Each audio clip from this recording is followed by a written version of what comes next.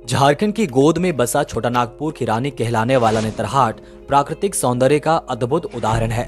रांची से लगभग 156 किलोमीटर दूर स्थित यह शांत हिल स्टेशन अपने सूर्योदय और सूर्यास्त दृश्यों के लिए प्रसिद्ध है। इसके अलावा यहाँ के प्रमुख आकर्षणों में lower and upper Ghaghri waterfall, Lodh waterfall, pine forest, Koel view point, Netarhat dam, magnolia sunset point शामिल है। हरे भरे जंगलों और मनमोहक पहाड़ियों से होकर नेतरहाट की यात्रा स्वयं एक सुंदर अनुभव है। रांची से बस, टैक्सी या निजी वाहनों द्वारा यहां पहुंचा जा सकता है। ठहरने के लिए झारखंड पर्यटन विभाग का प्रभात विहार होटल सर्वोत्तम व्यवस्था प्रदान करता है। प्रकृति की गोद में बसा यह स्थल शांति, रोमांच और सुकून का अनोखा संगम है, जो हर पर्यटक के मन को मोह लेता है। अगर आप झारखंड घूमने का प्लान कर रहे हैं तो अपने लिस्ट में नेतरहाट को जरूर शामिल करें। Hello everyone, this is Chandradev. अगर आप हमारे चैनल में तो प्लीज चंद्रदेव जन को सब्सक्राइब करें ताकि आप ऐसे इन्फॉर्मेटिव वीडियो से कनेक्टेड रह सके।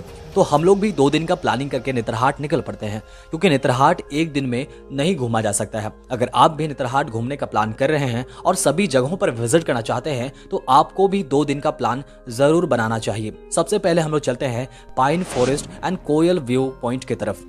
नेतरहाट का पाइन फॉरेस्ट और कोयल व्यू पॉइंट यहाँ की सबसे खूबसूरत जगहों में से एक है, जहाँ आप प्रकृति की असली शांति और सौंदर्य का अनुभव कर सकते हैं। पाइन फॉरेस्ट और कोयल व्यू पॉइंट एक ही जगह पर सिचुएटेड है।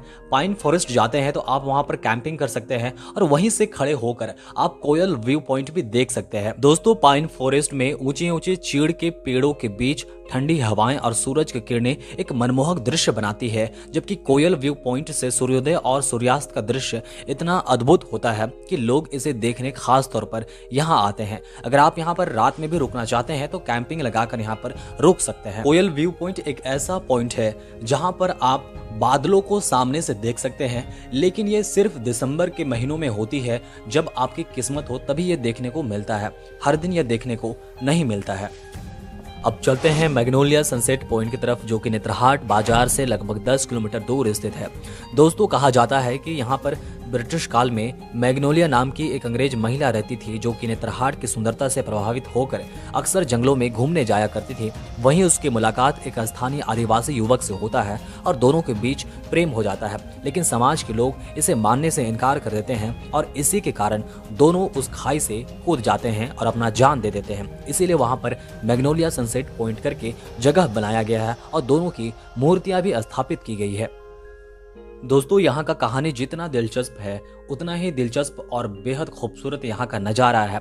उसी दुखद प्रेम कथा की याद में यह स्थान मैग्नोलिया पॉइंट कहलाया।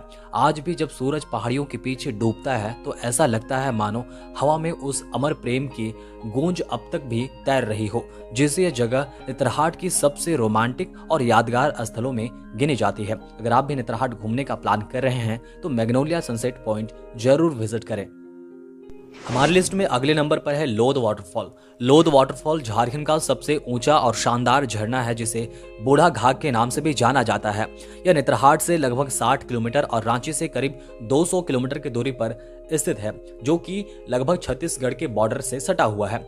यहाँ तक आप रांची या नेतरहाट से टैक्सी, बाइक या निजी वाहनों से सड़क मार्ग के जरिए आसानी से पहुंच सकते हैं। लगभग 468 फीट ऊंचाई से गिरता हुआ यह झरना घने जंगलों के बीच बहता है, जिसकी गर्जना दूर तक सुनाई देती है।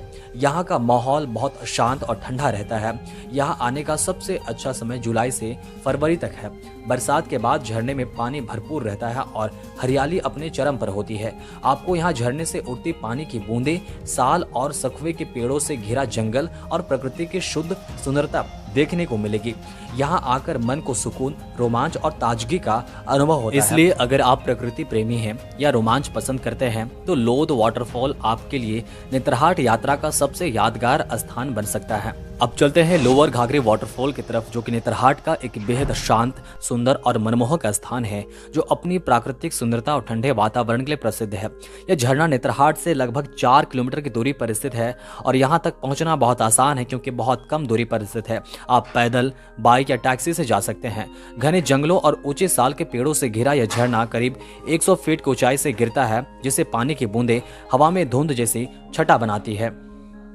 नेतरहाट की अगली बड़ी टूरिस्ट अट्रैक्शन है नेतरहाट डैम।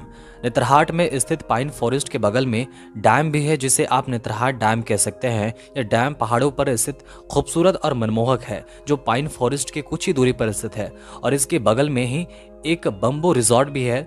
लेकिन खास बात तो यह है कि डैम में आप बोटिंग भी कर सकते हैं और रिजॉर्ट से आप डैम का भी नज़ारा देख सकते हैं। दोस्तों, नेतरहाट में हमारा अगला डेस्टिनेशन है नेतरहाट रेसिडेंशियल स्कूल।